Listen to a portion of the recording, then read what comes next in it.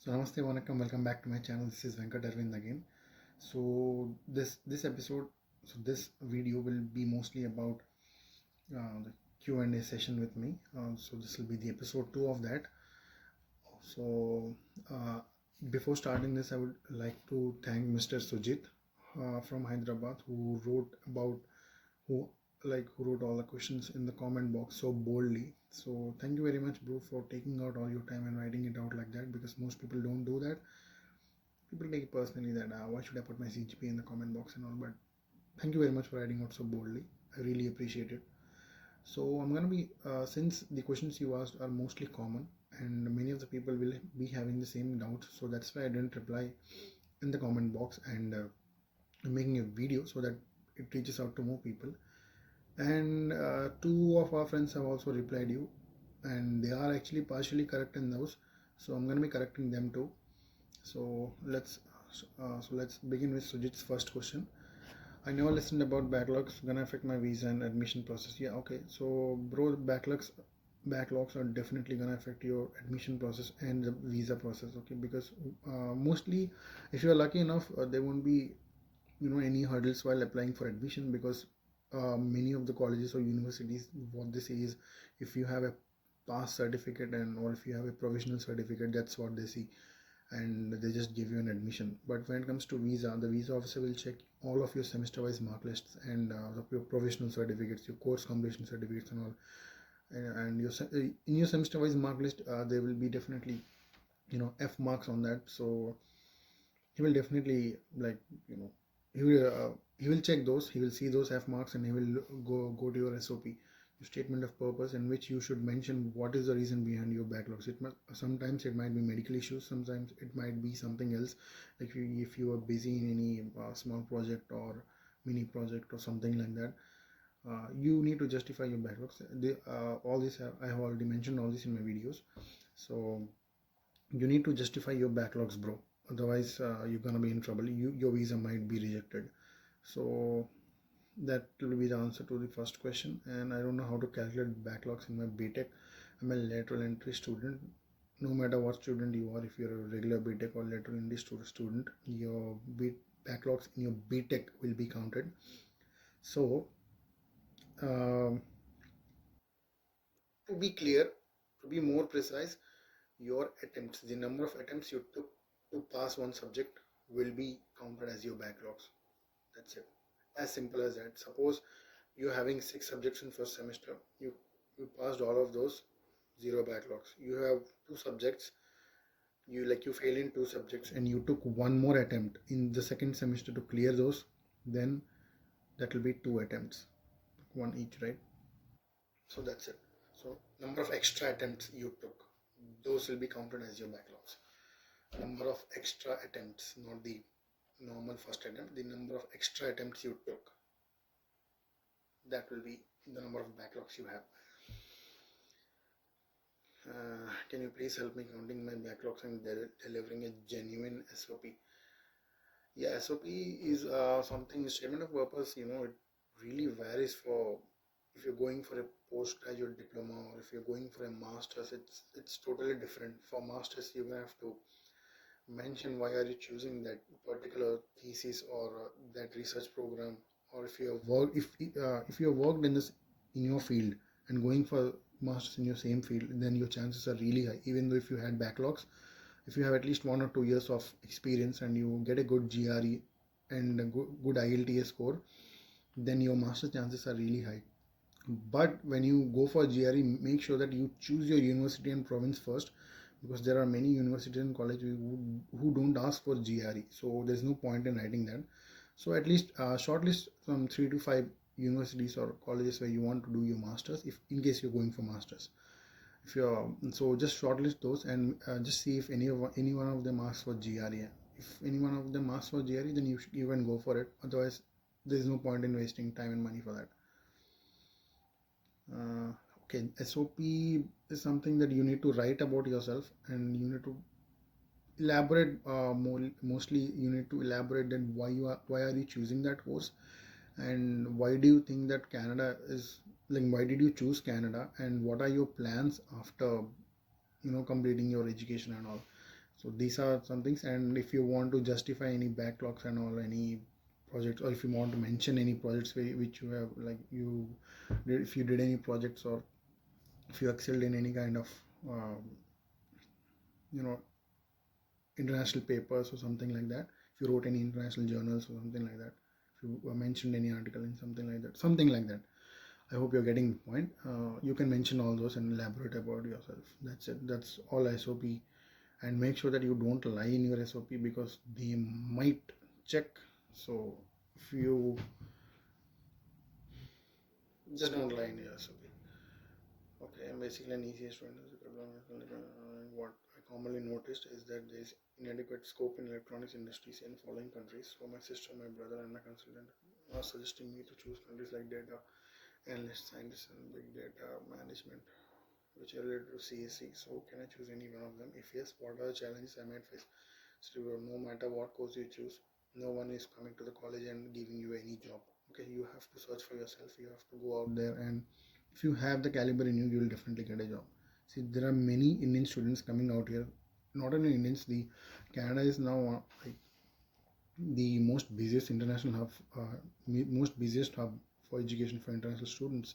So there are literally hundreds and hundreds of thousands of students coming here. So definitely there will be competition, and so it's all about you, bro. If you have the caliber, you will get it. Just don't worry about it. All you have to do is study sincerely. Make sure you don't do any kind of mistakes in the sense like make sure that you don't work for more than 20 hours a week, and just follow the guidelines, whatever the government says. So if you make sure that you're always on the right path and you study properly, you won't have any issues. You will get a job, you'll get a good pay, if you can pay your fees, everything will be fine. So don't just worry about that, all those things. But when you choose a course, make sure that you have the capability of studying it. Suppose I am from mechanical background, I did not choose any software course because even if it's CAD or AutoCAD, I don't like softwares and I can't do programming. I'm really bad at that. So whatever subject I chose, whatever course I chose, I made sure that there is no programming in that. So just do a little bit of homework about your course. Make sure that it does not have any kind of subjects that you don't understand or you don't like. Because if you don't like, you can't study, or if you don't understand it, some things are always out of your hands. So it's better, if you want to fight them, then you can do it. But I would say that if you suppose I don't like programming, it's not that I don't understand it. Yeah, okay, I don't understand it anyway because I don't like it. So just ignore those kind of courses. If you're interested in those, then you can do it, no issues. But make sure that you choose your course, like make sure that you choose your course properly. You're from electronics, and if you want to choose a CSE course, then you need to justify why are you changing your field. Or if they think that they are related to the same field, because as far as I know, ECE also has a little bit of programming in it, coding and decoding, etc. So I think you can go for CSE. I don't think that there'll be an issue for that. And regarding backlogs, I've counted. If I got to, oh yeah, I mentioned right how to count your backlogs. Can you suggest some colleges or universities which accepts 20 plus backlogs? No college ever mentions in their website that we do accept people who have more than 20 backlogs. So there is one way to get accepted in colleges. When you go to consultancies, you should go to at least 2 or 3 consultancies, right? Talk to them about Canada. Just mention that I want to go to Canada. So just ask them which colleges or universities they can apply for free, because consultancies have tie-ups with colleges and universities, to which since they have tie-ups, they don't have to pay the application fees. Don't have to pay the application fees. So you can go to 2 or 3 consultancies and ask them to apply for all the colleges which don't need any application fees. So you might get accepted in any one of those. Once you are accepted, then you do your research. If you want to go to that college or particular university, if yes, then proceed with it. No, if you're not satisfied, then try some other consultancies who might have types with different colleges. So that's how you can do if you're having more backlogs. That's what I did. So that's it, bro. I hope I have answered all your questions. And so another friend of ours, he replied to one of your questions. So backlogs are gonna affect an application point of view. Yeah, they will be affecting your visa application. So there's no college or university that accept 20 backlogs. Yeah, they don't mention it, but sometimes they do. You might be an exceptional condition. So a good CGPA and a good IELTS score can change all of that. So you should get a good IELTS score, and you cannot do anything about the CGPA because that's past. So I urge you to get a good IELTS score. At least 7 or 7.5 would be more than enough.